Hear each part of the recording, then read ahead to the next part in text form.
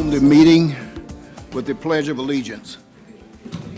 Come on, Michael, let's go. I pledge Allegiance to the flag of the United States of America and to the republic for which it stands, one nation, under God, indivisible, with liberty and justice for all.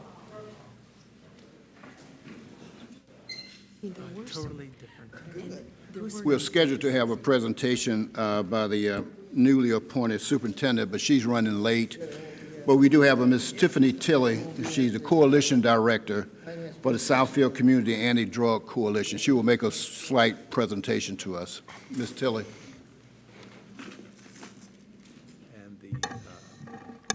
Good evening. Good evening. Good evening. Again, my name is Tiffany Tilley, the director of the Southfield Anti-Drug Coalition. First, I want to thank Councilwoman Taylor for inviting me tonight. Just want to give a brief introduction to the coalition to everyone and to the community. This coalition was started in April. It is the last city in Oakland County to have a coalition. This is the 19th coalition. The other communities actually have one. We're also the largest minority community that did not have a coalition. So I'm pleased to say that we finally got one. I just got back yesterday from CATCUT, which is our national prevention training. It's one of the best national prevention trainings in the U.S. We've been doing different activities here. One, we've been at different events. I started out at the opioid town hall meeting, and then also at the festival, the Hope Festival. These past few days, we've had a table in the Veterans Affairs Forum we were at, trying to get information out to the community, let them know that we're here to support, we're here with resources. We also are working with the Boys and Girls Club to do a summer program there, and that just started last Wednesday. We're doing that once a week. And it's about getting prevention information out and helping kids to be aware of what's going on. Not only drug prevention, but there are a lot of things that lead up to drug usage that I wanted to tackle. One of the big things that we've been dealing with in Southfield schools is bullying. So that's one of the issues that we're also talking about with the kids too. We brought on XLU to deliver the curriculum to the Boys and Girls Club, and it's been going very well. We have different members of the community that have been involved, because it is a community-led initiative, on the board. Councilwoman Morris is on the board, and she's going to report next week about data from the fire chief. We're still trying to collect data. One of the things that we do know, which I really want everybody to understand, because sometimes drug usage with our youth is kind of swept under the rug. People don't really talk about it.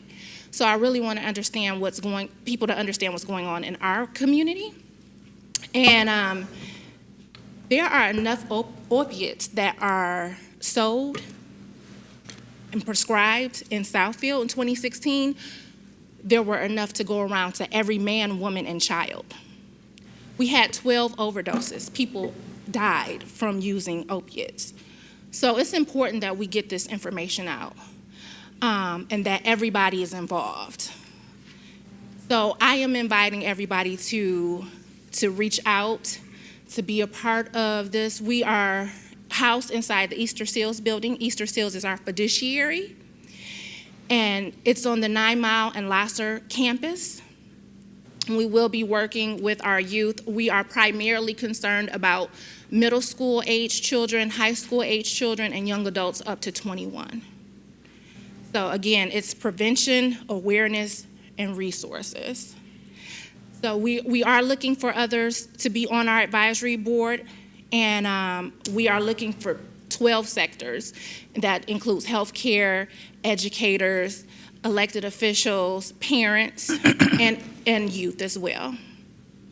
So again, thank you for this opportunity. I look forward to keeping you guys updated as we get more data and have more activities. Thank you. Thank you. Before you leave the Yes. podium, Mr. Chairman, I wish you'd give us some information on your organization so we get to know you, know what it's about? It is a brand new, again, brand new. Well, as soon as organization. something that you have that can be distributed, I'd like to read about what your program is. Definitely. Right now, we just have a Facebook page, but we are working on some marketing materials so that we can distribute them. Okay. Thank you. And Mr. Chair, I just do want to say I am excited to be a part of the coalition.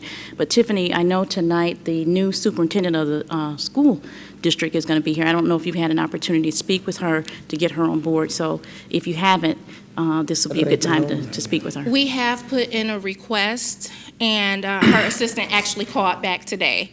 Okay. So we well, are she's going to be set here up a- tonight. Perfect. So try to reach out to her tonight. Perfect. Thank you. Okay, thank you. Do you have a telephone number that's up? Because everyone doesn't have a computer that may be interested or be touched by this. I tell you what, I will give everybody my personal cell, and you can contact me directly if you have any questions or need any resources. My phone number is 313-575-7881. Again, 313-575-7881. Any other questions? Thank you for coming. Thank you. Thank you. Okay, the next item, but before we get into the next item, I want to read a statement that periodically I will read for the purposes of presented to council. No speaker may make personal or impertinent attacks upon any officer, employee, city council member, or elected officials that is unrelated to the manner in which the officer, employee, or city council member or other elected officials perform his or her duties. No person shall use threatening or abusive language when addressing the city council. Public comments within a public hearing must directly relate to the matter with which is the subject of the public hearing. Any person who violates this section shall be directed by the presiding officer to be orderly and silent. If a person addressing the council refuses to become silent when so directed, such person may be deemed by the presiding officer to have committed a breach of the peace by disrupting and impeding the orderly conduct of the public meeting of the city council, and may be ordered by the presiding officer to leave the meeting. If the person refuses to leave as directed, the presiding officer may direct any law enforcement officer present to escort the violator from the meeting. So that's a statement I read periodically for the benefit of those here in the audience and also those who are listening and those who anticipate making a presentation to the council.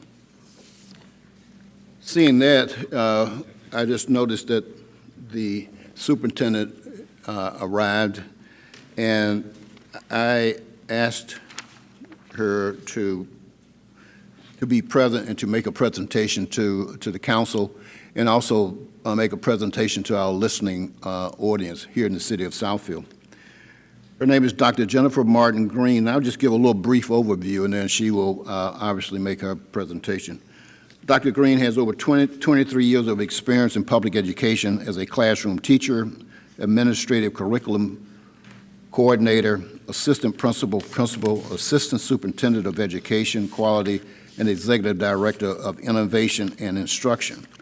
She holds an ED, an educational doctorate in educational leadership from Michigan State, a master's degree in educational leadership, and a bachelor's of science in elementary education from Wayne State University, and a K-12 and central office administrative certificate from the state of Michigan. Dr. Green, if you please come to the podium and take as much time as you wish. Good evening, President Brightwell, Council, thank you for having me. Citizens, residents, thank you for having me this evening. I bring you greetings on behalf of our Board of Education, and I'm here this evening to affirm our commitment to working with you in partnership to ensure that all of our students are post-secondary ready and are prepared for college and careers once they leave the Southfield Public Schools. We recognize that without collective responsibility of all stakeholder partnership groups, our children will not be successful, so we are committed to working with you you in that endeavor. We are in the process of revitalizing our career and technical education programs as we speak. Our Director of Post-Secondary Options was with me. Oh, he's just walking in the door, Mr. John Dignan, so he will be out in the community working with our businesses to find out what skills our students need to be successful once they arrive in the field. I have a back-to-school fair on Saturday, August the 11th from 10 a.m. to 1 p.m. We welcome the citizens to come out and enjoy the festivities with us. But more recent than that, we have tomorrow the last round of interviews for the principal of Southfield A&T High School, and we are having a community forum to afford the citizens an opportunity to give us feedback on the two final candidates. One is presenting at 5:30 p.m. and the second is presenting at 6:30 p.m. tomorrow evening. Okay, I wasn't prepared with a formal presentation. that's fine. I'm always willing to come back. Council, have anyone have any brief question of the superintendent? I want to hear those dates over again, please. Yes, on tomorrow, we have the final candidates for principal of Southfield A&T High School, one presenting at 5:30 p.m., the second presenting at 6:30 p.m. And on Saturday, August 11th, we are having our back-to-school enrollment fair from 10 a.m. to 1 p.m. And I'm working in close collaboration with our mayor, so thank you. I just happened to see you over there. And with Oakland Community College, we're looking to bring some partnerships with career and technical education back to the community. In fact, if I may, Yes. we're meeting on again on August 2nd with the building trades and OCC, which is very interested in starting vocational programs, particularly in the construction trades in Southfield. And there's discussion of things on campus as well as that Brace Letterly School, repurposing that space. And I had a meeting recently with Dr. Green, and I knew it would go well, but it went exceedingly well because she's we're totally on the same page about the importance of this. And I'm just happy to be the facilitator to bring the parties together and see some magic happen. Thank you. Mr. Freight? Welcome aboard. Thank you. Yes. I'd like to say that over the years, the schools and the city have worked very closely together and had joint meetings, and I look forward to perhaps having joint meetings with the school board and administration and the city administration and the council. Working together, we can help the young people succeed, make the city of Southfield stronger, and do great things. And I know our mayor has one foot in the school system and one foot in the city, and we don't need to make them go further apart because I don't want to see the mayor try to do splits. So welcome aboard. Thank you. We are looking forward to that as well. We're hopeful that we can have a joint meeting this fall. If not sooner, well, fall is right around the corner now that we think about it. August is next week. So hopefully we can get that on the schedule for this fall. Very good. Thank you. Thank you. Welcome. Thank I you. look forward. And just to hitchhike what the mayor indicated, with respect to the apprentice programs with the various building trades, I know a couple of the building trade unions that I've spoken to, they are sincerely interested in filling their pipeline with new apprentices and new craftsmen for their particular unions, and for obvious reasons. And I guess they're getting old and they want to fill the pipeline with new skilled craftsmen. So that is an item I know the mayor's been talking to about, and I talked to one or two of your board members about it historically. So it would be a nice item to have here in the Southfield Public Schools. Wonderful. We are also in the process of putting in 5 community gardens to help our students with that process, and that will begin next month. John, if you'd like to join me and add anything as it pertains to that, or not really? Dr. Green, would you have both of them come up, the young lady and the young man, and introduce Katie them? is amazing. She is my senior executive assistant who controls everything in Southfield Public Schools. That's Mrs. Paulette Gardner. In addition, we're having some conversations with St. John's Providence Hospital to possibly open a teen health care center at the high school and a number of other things. So we're really looking forward to expanding our offerings with the district. Ed, Mr. Mandelbaum, hold on. Go ahead. So, welcome. I had the pleasure of meeting you when you were introduced at the school's open house. Thank you for coming out. But Councilman Frazier briefly mentioned it, that we've always had a strong relationship, and we also know that when people are looking for a city to move to, besides for a wonderful city council and mayor, they're always looking for good schools, and we know that the more people that come to Southfield for the schools, the more it helps the city as well. So we're looking forward to continuing that relationship and only making it stronger. Thank you. Indeed. I look at things from two sides of the lens. One, that being an educator. Two, 3 of my grandchildren came through Southfield Public Schools, so I also view things from a parent's perspective. So. Great. Okay. Thank you. I Thank you. appreciate it. Yes, ma'am. Hello, Ms. Gardner. I know you and I communicated numerous times here. Okay. All righty. We will now move on to the next item on the agenda, which are minutes. Mr. Chairman, Kasi. I move get the right sheet here, and I'll be all set here. I got it right here. I got it, thanks.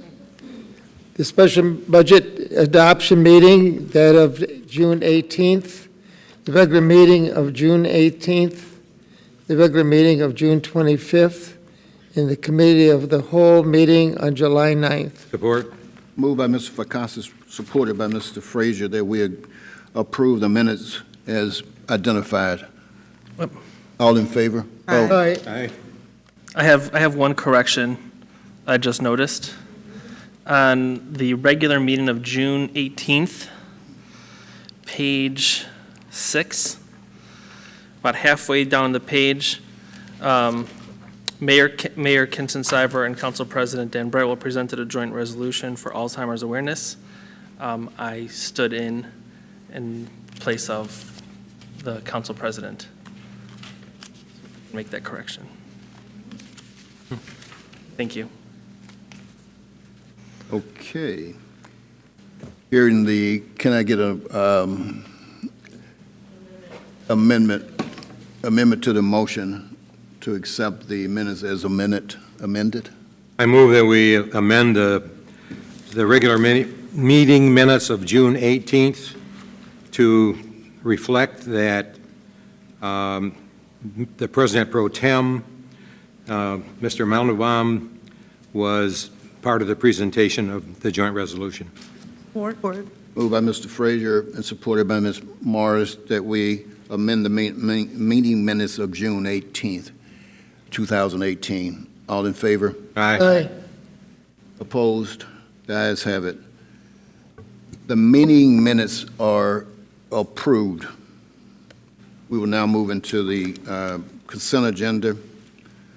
And I'll always mention to our listening audience and also the audience that present here that I will give a summary and the fiscal impact of the consent agenda.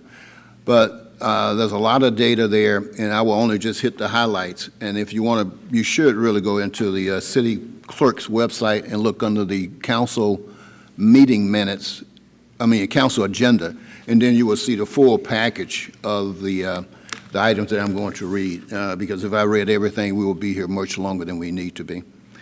Consent agenda item A, which is the receipt of bids for the demolition and site clearance of 21465 8.5 Mile Road. A little bit of background, the purchasing department received 4 bids for the demolition and site clearance of a house and garage located at 21465 8.5 Mile Road. This house is 1.5-story is a 1.5-story bungalow of 1,035 square feet with a basement of 751 square feet and an attached garage of 315 square feet constructed of wood, brick, and masonry walls with a shingled roof. The fiscal impact, the potential annual property tax loss to the city is approximately $1,041 for this piece of property. The cost of demolition will be placed on a lien on the property. It is to be resolved by council, award the demolition and the site clearance for the property located at 21465 8.5 Mile Road. Award this bid to Simply Construction of Southfield, Michigan, and for a low bid of $14,163.82. Funds for this purpose are provided in the 2018-19 Code Enforcement Budget. We'll move on to consent agenda item B. Receipt of bids for environmental remediation services as needed. The purchasing department has opened bids on December 15, 2017 to establish a contract for the above referenced services. Requested services may include remediation of lead-based paint, asbestos abatement, microbiological growth, or other hazardous substances that may require remediation. Services will be requested as needed, project-specific basis. No quantities are guaranteed. 2 acceptable bids were received as indicated below. Funds for these services will be budgeted each year by the city department utilizing the services, either within the individual department budget or as part of the annual city capital improvement program.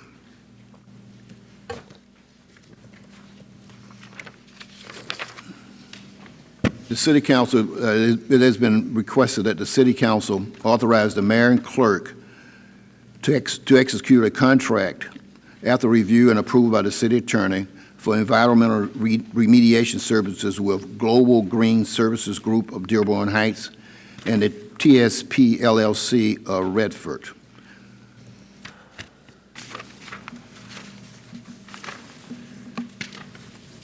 Consent agenda item C. Authorization to conduct search for a defined contribution investment consultant. The city has 2 defined benefit pension plans, the Southfield employee system, which is SERS, and the fire and police retirement system, as well as the city retiree health care plan and trust. All engage the services of an independent investment consultant who serves as a financial advisor and a fiduciary to the fund.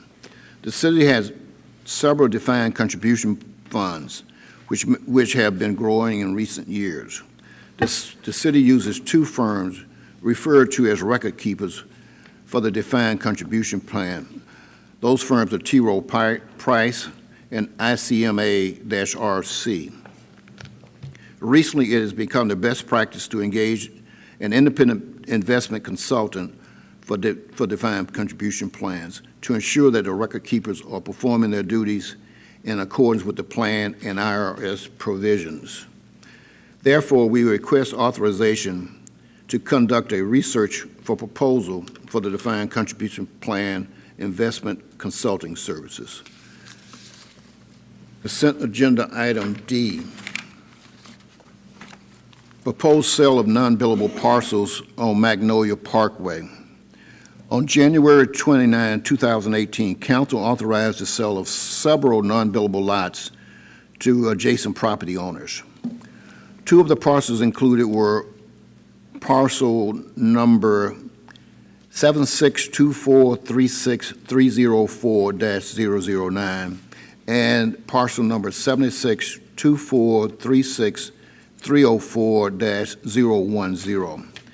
The parcels are both 20 feet wide and are located between 17501 Magnolia and 17529 Magnolia.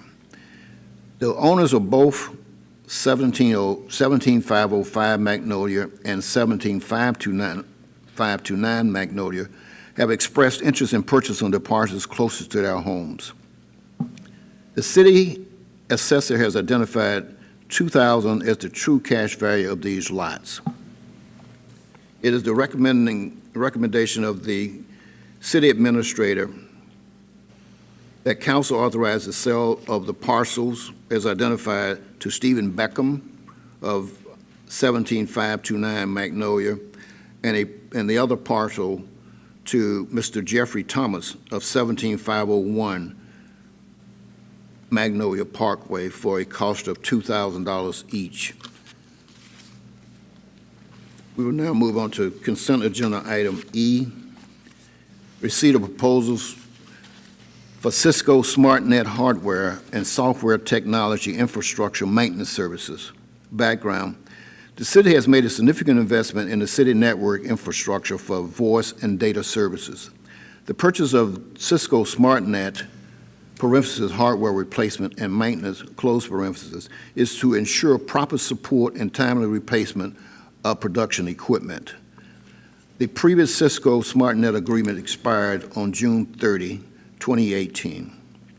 The purchasing department solicited bids responses for Cisco authorized resellers and received 3 bids responses as shown below on July 11, 2018. Fiscal impact. The total cost of this project will not exceed $77,619 and will be paid out of the capital account.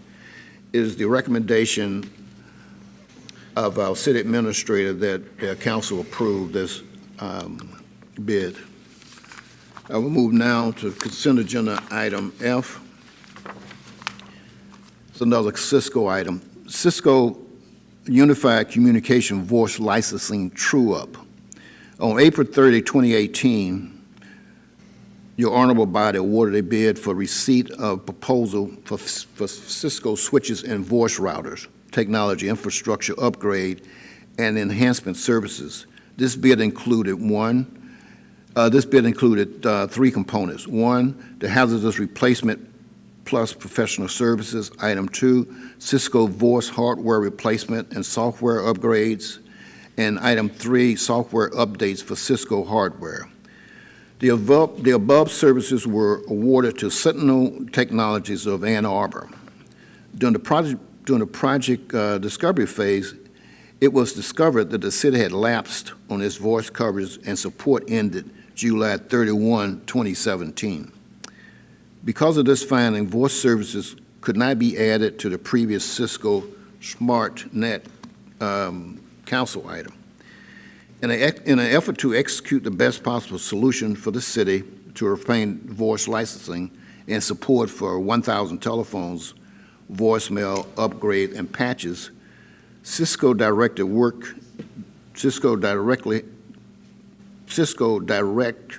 worked with Sentinel Technologies of Ann Arbor for a contractual replacement agreement of $92,274 for a 1-year period of time. The fiscal impact of this the total cost of this true-up will not exceed $92,274 and will be paid out of the capital account. It is the recommendation of the city administrator that the council respectfully accept this bid of the true-up.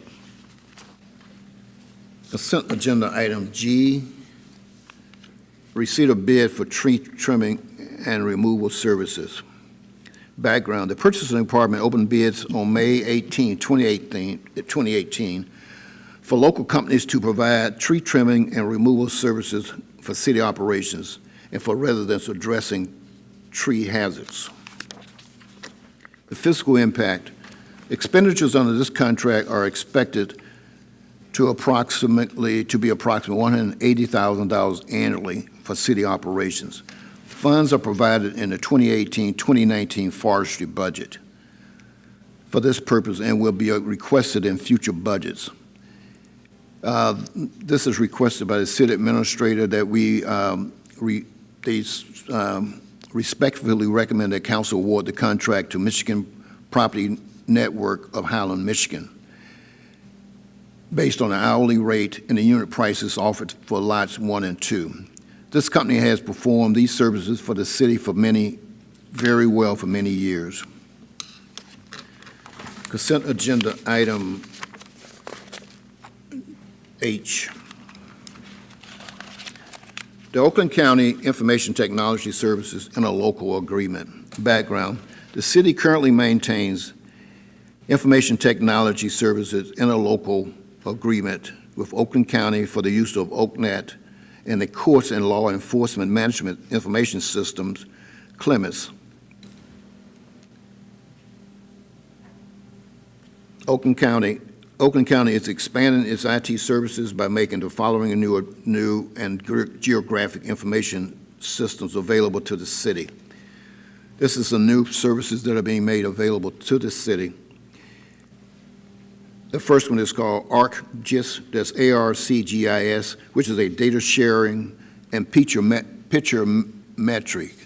I should have talked to the IT director with these acronyms, but it's PICTOMETRY. ArcGIS, ARCGIS, is a complete cloud-based mapping platform. Data sharing allows the county to make access Oakland products and data owned and maintained by the county or in a relationship to the GIS system available to the city. The PICTO pictometry is a patented aerial image capturing process that produces imagery showing the front and sides of buildings and locations on the ground. The fiscal impact of this: there's no fiscal commitment required by the city to participate in the proposed IT interlocal agreement. It is recommended by the city administrator that council approve the proposed interlocal agreement. Mr. Chair, Mr. Mandelbaum. I'd like to move that we approve consent agenda items A through H. Support. Been moved by Mr. Mandelbaum and supported by Mr. Frazier that we approve the consent agenda items Mr. Chairman? A through H. Mr. Fakasi. Yeah, under the consent agenda A, in the last paragraph on the first page where it says recommendation, should read, this office recommends that council award the bid for demolition and site clearance for the property located at 214658 .5 Mile Road to Simple Construction, and for the low bid, total $14,235 as opposed to $27,000. Yes, that's correct. Mr. Zorn brought that up in Yeah. the study session. It should be, if it's going to be Right. electronically given to Sure. anybody, should be corrected. That will be corrected, correct. The recommended resolution. Right, okay. So this document will be corrected, and it was corrected in study session. So what we're voting, there's no need to amend this? Okay, all right. So all in favor? Aye. Oppose? Okay. The consent agenda items are approved as cleared, as read, as identified. We have no public hearings. We have no site plans. And I will ask that our officer please come down. This will be a new policy that we'll be instituting during communications. And it comes with after discussions with the chiefs, our fire chief, and also the police chief. The first person to be recognized will be Ms. Pamela Gerald.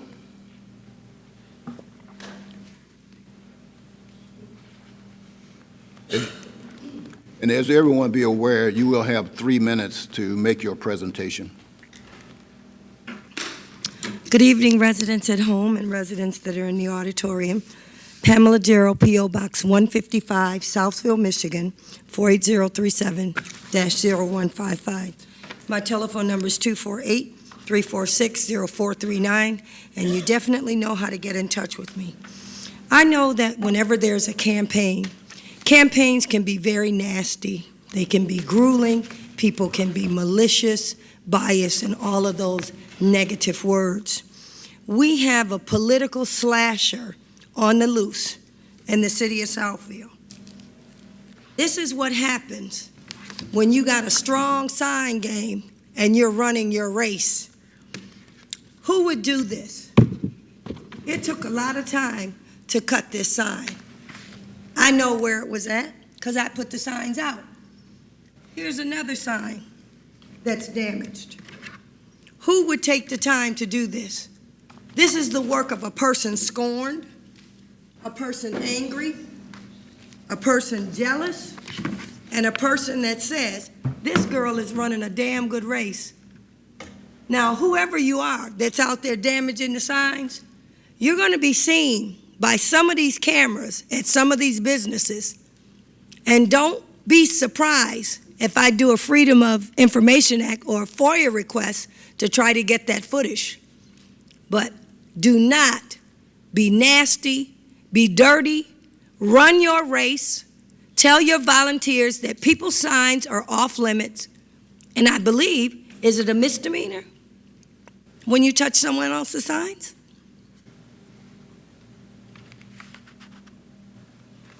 Oh, I guess none of you know, even though you put out signs before. I'll fine. Or through the chair, can I ask you, Miss Attorney, is it a misdemeanor when you're on someone's campaign and you touch someone else's sign?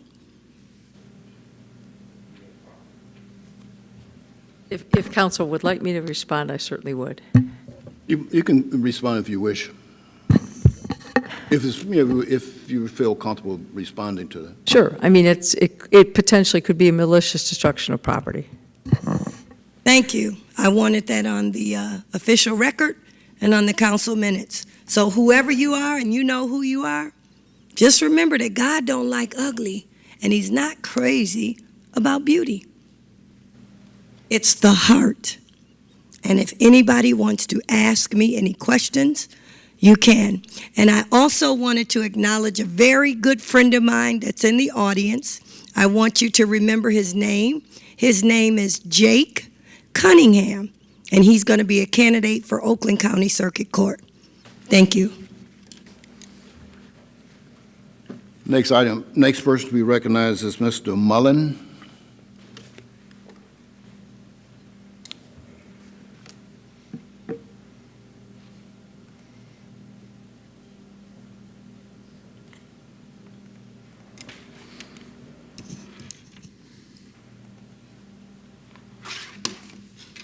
Good evening.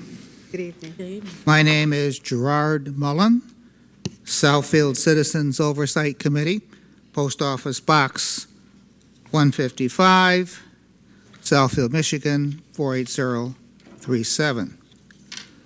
Tonight, I'd like to talk about Section 5.7. Section 5.7 in the Southfield City Charter.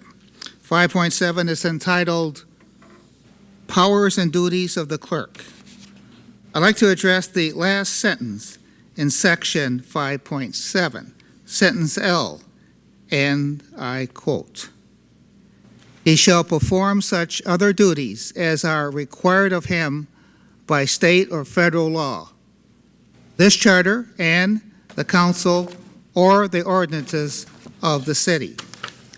I have a problem with the latter part of sentence L in that it states that the clerk is required to perform such other duties as specified by this council and or this council's ordinances. This would be fine if the Southfield clerk was a staff clerk appointed by council like in Lathrop Village, that pearl of a city. But in Southfield, the clerk is elected by the voters, folks like you and me. And therefore, the clerk can not be elected nor appointed by this council. So in Southfield, the clerk is not subject to this council's ordinances. In a word, the Southfield clerk is independent of council. For example, if the city clerk wanted to take a 6-month vacation, and or she just wants to work part-time, like 1 hour a week, she can. And the council can't do nothing about it at all, because she is not accountable to this council, but only to the voters, you and me. The voters are the clerk's only real boss, and the only folks who can hire her via an election, and the only folks who can fire her via recall. You folks on the other side of this lecture are powerless. Yes, powerless, in spite of what the charter says when it comes to control over the city clerk. And we, the people, the voters on this side of the lectern, we are all powerful. Yes, all powerful. Thank you. Thank you. Next person to be recognized is Ms. Patricia Haney. I don't think Ms. Haney is here. The next person to be recognized is Ms. Fluker. Is Ms. Fluker in the audience? The next person to be recognized is Mr. Fred Bonker. Is Mr. Bonker in the audience? The next person to be recognized is Mr. Richard Meltzer.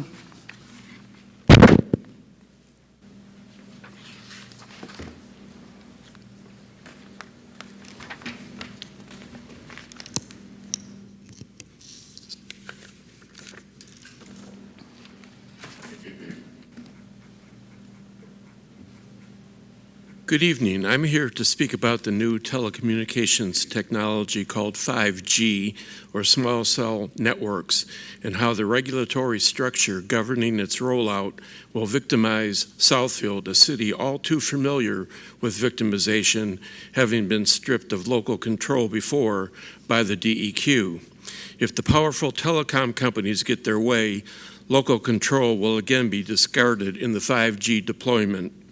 Instead of large cell towers, 5G requires massive numbers of smaller local antennas spaced every several hundred feet.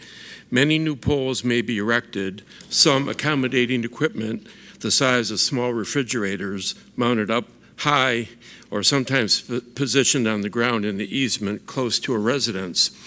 For your benefit, I have copies of the Ann Arbor City Administrator's evaluation along with the Ann Arbor City Council's resolution, both urging defeat of Telecom Bill SB 637. Time here is limited, so I can only touch on a few key objections. The Telecom Bill SB 637 curtails a municipality's ability to regulate 5G within rights-of-way, or control the aesthetics and massive proliferation of installations within its jurisdiction, curtails the city's ability to enter into licensing agreements, and sets unduly low fees and rates that will result in public subsidization of the private telecom infrastructure. It provides no provision to share in the huge profits telecoms will reap from high-speed services, nor any compensation for the inevitable loss of cable revenue. It's time for action. The State Senate has passed SB 637, giving the telecom industry extensive latitude to do as they please. We need to immediately register our objections to ensure the bill's defeat in the House. On behalf of the citizens of Southfield, I ask you to review the Ann Arbor material and issue a similar resolution directed to the House Energy Policy Committee, our state representative, and the Speaker of the House, among others. Some 6 years ago, Southfield, along with other communities, issued a smart meter resolution that resulted in an opt-out alternative. Resolutions may not have teeth, but they do have influence. So as I conclude, let me ask, how do we proceed, and who will serve as the city's designated spokesperson for follow-up communication? Together, we can get a better deal for Southfield. Thank you for your time and attention, and I do have handouts. Can I approach the chair and distribute these? Give them to the city clerk, and she will distribute them to us. I'll take them and give them to everyone. No, just give them to the city clerk. Copies. I don't know that everybody needs one. Fred, I'm sure you want one. The clerk will distribute. The clerk, Mr. Meltzer, the clerk distributes things to the council. Just give them to her. And she, I can make copies, extra copies if it's. Sure.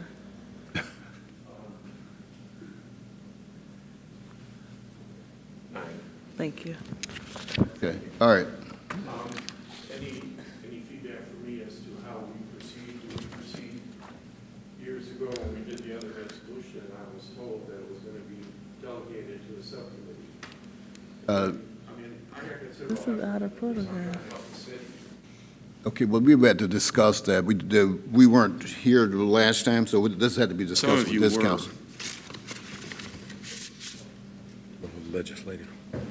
We can pass it on to our legislative committee, and they will discuss it. Who is the chair of that committee, please? Me. Mr. Frazier.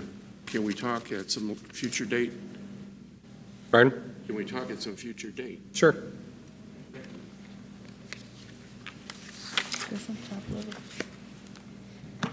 Ms. So I realize I haven't filled out a request for recognition, but I wanted to point out that the city council, I believe the city council is in violation of the Open Meetings Act by requiring Ms. Hubble, people to- you're not on our list, and I haven't No. recognized you. I haven't No. recognized you. I know that. I just wanted to let you know that the city's in violation of the Open Meetings Act by requiring people to register in advance. So, Okay, well, please make that note and pass it on to the clerk, and we'll deal with it internally, and our city attorney will make a decision relative to whether or not we are in violation. So, since you've not been recognized and you didn't pre-register, just give our city clerk a note, and she will pass it on to the appropriate people to deal with that. Yes, ma'am. Thank you. Okay. We will now move on to the council. And we have an expense report for council. Mr. Chair, Mr. Frazier. I move that we approve the expense report for Mr. Donald Fracassi for the SumCog General Assembly. Support. Been moved by Mr. Frazier, supported by Ms. Taylor, that we approve Mr. Fracassi's expense report as presented. All in favor? Aye. Opposed? Mr. Chairman, show that I abstain, please. All right, show that Mr. Fracassi abstained. It's been approved. Council, Ms. Taylor. Yes, thank you. In our council packet this week, each council person received the overtime report, as well as some of our general fund ratios. These are a couple of things that we've been working on in the Finance Committee, and we promised that we would be delivering those to you every month. So this is just the start. One of the ratios that we will be presenting to you that we find very important, and our president, our council chairman, Dan Brightwell, had asked us to do, was a debt to revenue ratio. And from a lot of work that Austin Michaels and Mr. Zorn put in, let the Finance Committee know that that's an annual ratio, and that will be coming to us on an annual basis. But my point is, I'd like for each of us to take a look at all of these, and if you have any questions, please feel free to come back and ask us. We are working very hard to get the city all the information that they need so that we can continue to operate and run the city to the best of our abilities, and we need as much information as possible. All of us need to know what's going on, and so that's what we're trying to do here. So I wanted to say thank you to the Treasurer's Office, as well as the Finance Committee in the Finance Department, and to Fred Zorn for working very hard with us. And we are on track with our CAFR. We have a report and a schedule where we are meeting every month and discussing, and we are working very hard with the departments as well as all of the vendors outside and all of our customers inside, because we have a lot of directors and stuff. And we're not only asking them for information, but we're explaining to them so that they understand why it's important and what their role is. And if we don't get information in a timely manner, how it will affect not just their department, but the entire city. So that's an ongoing thing that you will hear me repeat or say throughout the upcoming months. And also, through the chair to Mr. Zorn, I know we had said that we would be televising the planning and the ZBA public meetings, and I think they're once a month.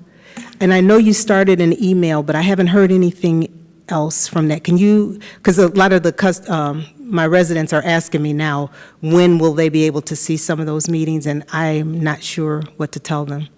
I need to loop back on this. I did ask the cable department to sit down with the planning department and give me a cost estimate of what that would be, what we're looking at, cost and implementation.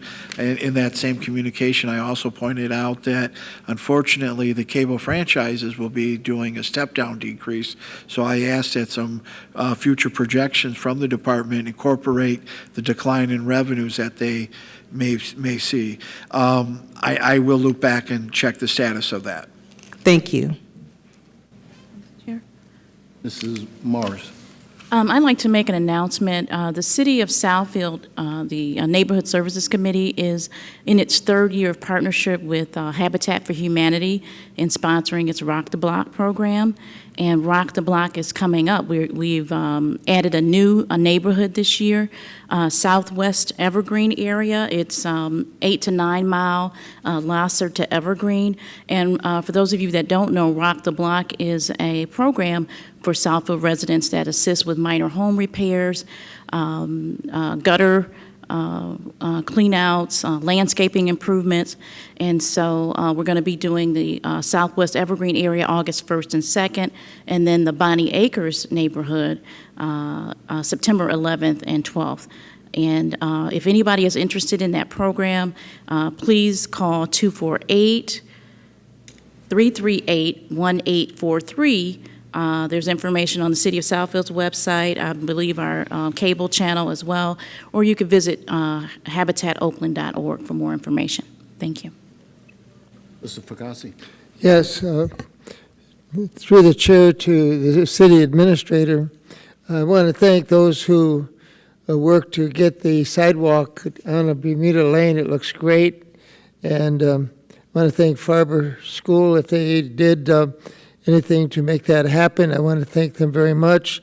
But I've been getting complaints from the neighbors in the subdivision that are immediately to the west of that there's about 20 feet of high grass and weeds that go right up to their rear fences. It's a real small subdivision, Pine subdivision, and it's just one street. But the people on the east side, they've got all the weeds in their backyard, against the fence. There's about 20 foot of it that is not cut.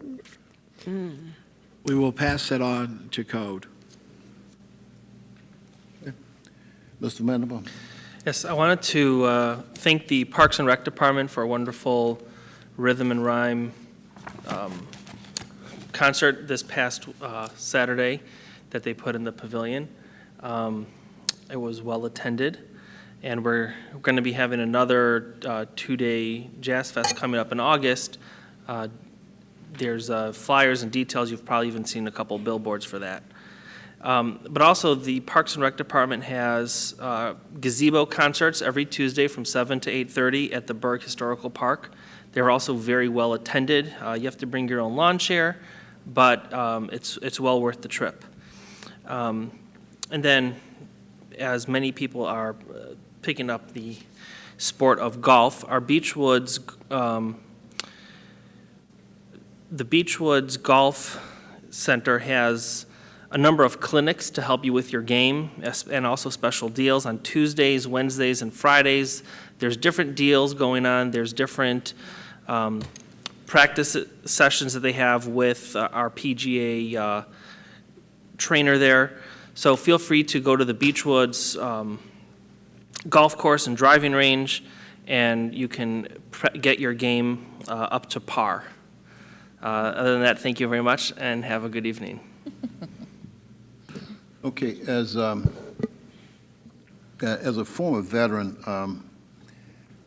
I was chair of the Veterans Commission for about 10 years, and I supported vets all around. So sometimes I will make announcements that might not be Southfield specific. Veteran events. Veterans are not parochial; they're kind of universal. And when I was chair, we would go to events in Canton, Birmingham, Holly, wherever vets had events, and we supported vets in those locations. So a couple items I'm going to read here. deal with not necessarily Southfield specific, but if you're a veteran and you want to support a local veterans group, this is one way you can reach out. On July 30th, Monday, July 30th, the Student Veterans Association at Oakland University is hosting a golf outing at Pine Trace Golf Club in Rochester Hill. On August 1, Wednesday, the Ann Arbor VA Hospital is hosting an open house for healthcare enrollment at the CBOT in Flint. That's 2360 Lennon Road, L-I-N-E-N Road in Flint, starting at 10 a.m. On August 3, the Selfridge Military Museum is hosting a historic tea starting at 11 a.m. At the museum on Selfridge. They will have a featured speaker, and they will present a history. They will present a history of Rosie the Riveter. On Saturday, August 4, the Great Lakes National Cemetery Advisory Board is hosting its 10th annual golf outing at Lapeer Country Club in Lapeer, Michigan, starting at 8 a.m. So those are just some items, and periodically I will mention the veterans events, and I know that somebody might be concerned why I'm not mentioning Southfield only. It just so happened on this list, Southfield didn't have any events this particular listing period. But veterans as a group, they're not parochial. They do support vets all over. That's why you have vets flying to Texas to visit burn victims or wounded veterans and all those kind of things. So with that, no other counsel, Mr. Mendelbaum. I'd like for the city attorney to address the brief comments that were made about the Open Meetings Act, if you can. So I'm understanding that the claim is that by making or requesting an individual to pre-register, the council has the rule that if you wanted to speak in the communications section, you would need to come in by Wednesday at noon and with the city clerk's office and register to be on the agenda. And I think the claim is that somehow that is not permitted under open meetings. I would agree it is not specifically addressed, but clearly the Open Meetings Act, and I think if you go back historically, this is why it was done. The Open Meetings Act does specifically say that council can set reasonable rules to govern the people that want to address council within this, in essence, the communications section. And, you know, the reason that it was done, even, you know, prior to what I knew, but the councils put it into effect so that there was an ability to know what people wanted to talk about. And so it allowed council to prepare, it allowed administration to know what those were ahead, and a lot of times different department heads would be asked to come to the meeting because somebody wanted to talk about something that department head maybe had a particular expertise in. So, and I think it gives order to the meeting to know how many people want to address council and again, what those subjects are. So there's no case that's out there that said that's illegal or that's not permitted by open meetings. It's a rule that council adopted way back. And to me, there is a rational basis why council does it, and the Open Meetings Act allows council to set those reasonable rules. Certainly, council could change that rule if they so desired, but it's been a rule that's really, you know, been longstanding, and that was the rationale for it. So, no, I do not say that there's something that is illegal under the Open Meetings Act, because council has the right to set those reasonable rules. All right. Mr. Mayor? And I would add to that a number of times people ask to address council, and their issue is very specific, and consequently, number of times we're able to assist them before Monday. We can assist them the day of or the day after they put in a request. That quite frequently happens. I do want to talk about one thing, but Ms. Taylor mentioned a report that I did not get. So I'm not sure who's responsible for that, if it's the Finance Committee or Finance Department, but I'd certainly like to have great interest in reading that. So in the future, if I was included, I'd appreciate it. And then the one thing I did want to mention this evening, we did have rhymes. Mr. Mayor, let me interrupt you 1 second here. Sure.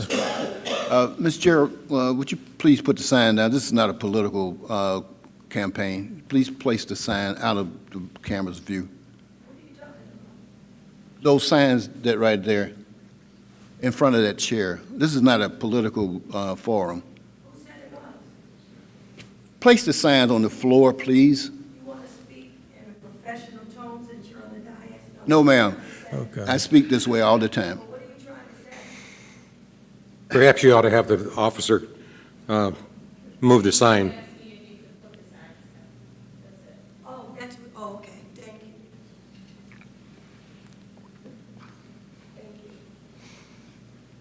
Now you see why we had the police officer here, right? All right, Mr. Mayor. They should be out there on the road when we're short of more officers. Mr. All Mayor. right, go at ahead. any rate, we did have a successful rhythms and rhyme concert. We didn't let the rain deter us on Saturday. And as Councilman Montalbaum alluded, we do have the Kimmy Horn Jazz Festival coming up. Plans are really coming together. It's coming up on August 10th and 11th. August 10th from 6 to 10:30 p.m. And on August 11th, that's Saturday, from 4 p.m. to 10:30 p.m. And this is a free festival on the front lawn. And we're not planning to move indoors, so bring your umbrellas just in case, but I'm sure the weather will be just fine.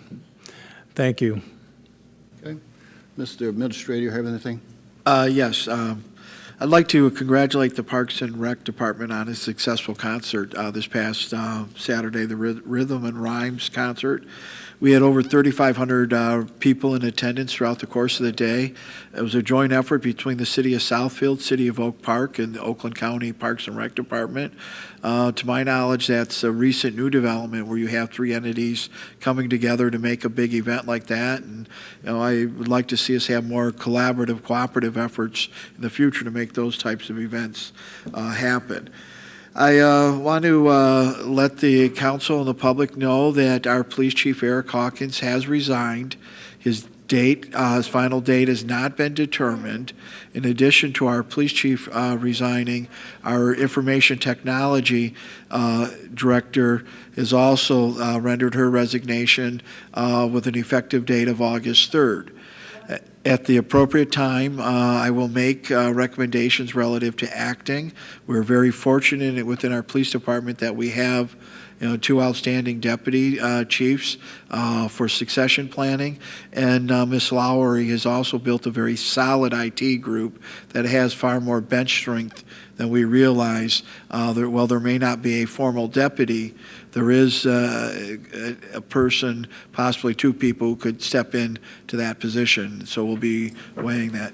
I wish them both the best. I view it as an opportunity for the city. Both have been outstanding public servants to the city of Southfield and will be sorely missed as part of our management team. Okay, thank you. Thank you. Madam Attorney? Nothing this evening, thank you. Okay. We have a couple finance reports, travel expense reports for the city clerk. Mr. Chair, Mr. Mandelbaum. I'd like to move that we approve the travel expense reports for City Clerk Hawkins, for the Association of Municipal Clerks on June 19th through the 22nd, and the International Institute of Municipal Clerks in Virginia on May 18th through the 24th. Support. Okay, it's moved by Mr. Mandelbaum, supported by Ms. Morris, that we approve the two identified expense reports for the city clerk. All in favor? Aye. Opposed? The ayes have it. The expense reports are approved as presented. Madam Clerk, you have anything to present? Just the fact that tomorrow we're 2 weeks out from the primary election here on August the 7th. If you need to vote absentee, we'll also be open the Saturday before the election from 9 to 2, and we're open daily from 8 to 5. If you have any questions, just give us a call. And also the app, Project Vote, is also available for Android and Apple users. That's frequently asked questions. Everything is in that app to help you. Thank you. Thank you. Mr. Treasurer. Just a reminder to all our residents and business owners, our summer tax season's underway right now. Tax bills were mailed out in the beginning of July, and they're due August 31st. So if anyone has not received it, we have duplicate copies available, and also information is available online that they can print out copies of their tax information. In addition to that, we also have a deferment program available for residents that are 62 years of age or older, or veterans, disabled individuals. As long as the household income is below $40,000 a year, they can, and it has to be their primary residence, they can apply for a deferment, which allows them to pay their taxes all the way until the end of February without any interest or penalties. So they can make partial payments. We accept either through the mail or in person. We have a drop box 24 hours at City Hall for tax payments. So any questions, you can call the Treasurer's office for any more information. Thank you. All right, thank you. The planner is not present. The assessor, the engineer, we have nothing to schedule, but we do have an ordinance to enact. Mr. President, Mr. Frazier. I move that we enact ordinance number 1696, parking requirements. Support. So moved by Mr. Frazier, supported by Mr. Mandelbaum, that we approve the enactment of ordinance number 1696, parking requirements. All in favor? Aye. Opposed? The ayes have it. The ordinance is enacted. Mr. Chair? Mr. Mandelbaum. Regarding this ordinance, because we are changing the hours of our overnight parking as well as some other small details that may not be very noticeable to people, and even though we do publish the ordinances in the Southfield Sun, I think this is one of those ordinances that may be best if we did a small ad in the Southfield Sun, because we don't want people parking. We're changing the hours of overnight parking from 3 to 6. We're moving them to 2 to 5. And that's a big change. We need to change a few signs, about 38 signs throughout the city. And I think that a little bit of a PR campaign in the Southfield Sun may be helpful. Thank you. Let me just ask, Mr. Administrator, we will be changing these signs by way of stickers, right? We're not going to take the pole up and put down new poles. We'll get the postings up, Facebook, on post, the whole bit. Right. But the mechanics of changing it, would these be, we want to put stickers? Yeah, they're going to be putting stickers, just changing the hours. Everything else will remain. We're not going to. Low cost change. Okay, good. Yes, sir. I'd just like to be excused from August 13th meeting. I've got business down in Florida. Yes. Okay. So noted. Okay, seeing no other business, this meeting is adjourned. Thank you.